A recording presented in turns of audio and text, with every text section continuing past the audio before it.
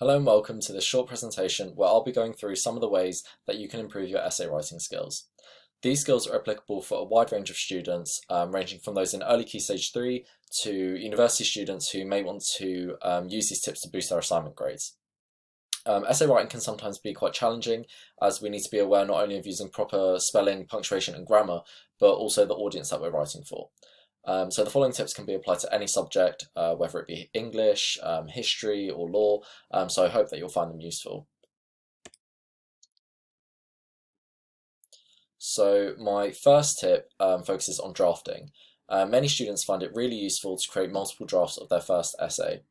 The first draft is normally just putting together all of your thoughts down onto paper, as you can see on the left-hand example. It doesn't have to be in any particular order, you don't have to paragraph or have correct spelling. It's normally just useful to get your ideas down on paper rather than getting it perfect from the get-go. So as you can see in the image on the left, there's lots of bits that are crossed out, circled, underlined to be changed in the future. And yeah, so these can be edited in a later draft. The second draft is normally where you start correcting spelling and organising your thoughts a bit more clearly onto paper, but you still might have some bits of editing to do, as you can see in the right-hand side example. And then the third and final draft is normally just where you ensure that all your points are in order and that they flow well and that you've got your spelling, punctuation and grammar correct, and that's more towards a finished product. And then this leads me into my second tip on how to paragraph properly.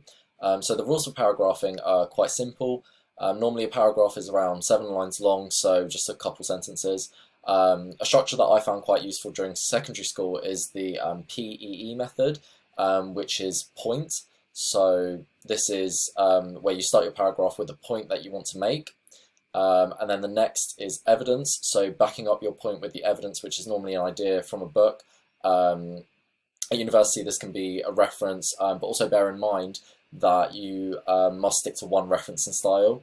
And then finally explain, which is where you expand on the point that you made in light of the evidence that you provide.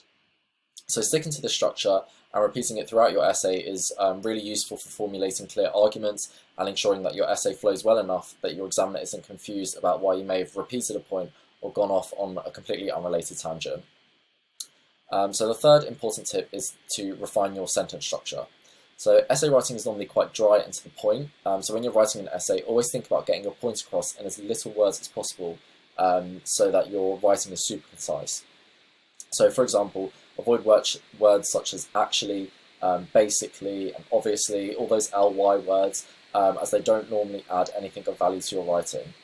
This also frees up space in your word count so that you can make more points or expand on the points that you already have in more detail. So this example reads, surprisingly, 62% of the UK population is overweight. In addition, nearly 25% of adults are actually classed as obese. So removing these pesky ly words from your writing makes it sound more academic, giving the revised sentence, 62% of the UK population is overweight. In addition, 25% of adults are classed as obese. And I'm sure you can agree that this sounds more factual and academic. My fourth tip is one that isn't quite as well known as the others that I've mentioned in this video, but it's actually quite key in achieving these top grade boundaries. And this tip is to have an angle. What I mean by this is that you want to show your examiner that you have thought critically about the essay topic and that you can think for yourself. So normally an essay involves you trying to convince the reader of an argument.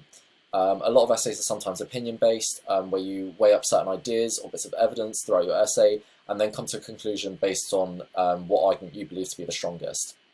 So knowing what angle you're going to take before starting your essay is really helpful in not only keeping your argument consistent and ensuring that your essay flows well, but also having a really strong conclusion which will ultimately impress your examiner.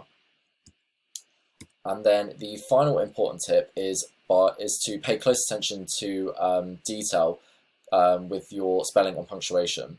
Now this might sound quite trivial, but it's actually key in ensuring that your essay mark isn't dragged completely down by something that can easily be amended. I know that at university especially, you could have an excellent argument and a paper that flows really well, but if your spelling and punctuation aren't on par, then the examiners may limit your grade. For punctuation, avoid using contractions like don't and can't. Instead, stick to do not and cannot. If you're using a semicolon, ensure that you're using it to replace a full stop only between related sentences. So these are just a few of many punctuation rules that aren't normally taught to us in school, and that we're just expected to pick up on as we go along our academic careers. So it's always best to check if you're unsure of how to use a specific punctuation mark. As for spelling, you can normally use spell check on Word to do this for you, but also pay close attention to homophones, as these are words that sound the same but have a different spelling and meaning, and they aren't normally picked up on by Word. So in this example, we can read King Henry VIII reigned from 1509 to 1547. But obviously we're not talking about the weather, we're talking about his reign. So you would use spelling R-E-I-G-N and not the spelling R-A-I-N, which obviously refers to the weather. So I hope these tips have been useful for you and that you can apply them to your essay writing in the future. Thank you for watching.